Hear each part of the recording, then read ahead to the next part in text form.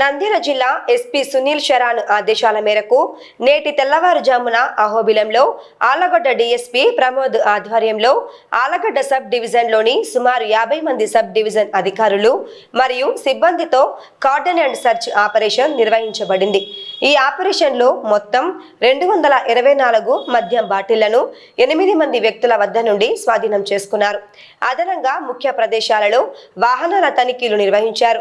Rowdy షీటర్లు, నేర చరిత్ర గలవారు మరియు అనుమానితుల ఇళ్లలో కూడా తనిఖీలు చేపట్టారు.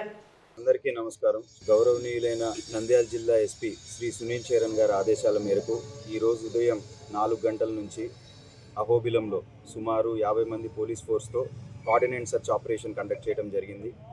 ఇందులో భాగంగా ఇల్లీగల్ యాక్టివిటీస్, అక్రమ మద్యం, గాంజా, నాటుసారా చేసే ఇల్లీగల్ స్థావరాలపైన ప్రత్యేకంగా నిఘా పెట్టి రైడ్ చేయడం జరిగింది. దీంట్లో మనకి సుమారుగా ఒక 8 మంది దగ్గర నుంచి ఒక 247 whisky bottles, 37 beer bottles, total 284 liquor bottles seize చేయడం జరిగింది. ఇది సుమారుగా ఒక 72 లీటర్స్ ఆఫ్ ఆల్కహాల్. ఇదే కాకుండా కార్డన్ అండ్ సర్చ్లో భాగంగా vehicle checking, all rowdy sheeters, suspects వాళ్ళ హౌసెస్ కూడా మనం చెక్ చేయడం జరిగింది. ఆలగడ్డ పోలీస్ తరఫు నుంచి మేము చెప్పేది ఒకటే, అహోబిలం అనేది మహాపుణ్యక్షేత్రం ఉన్న ఊరు.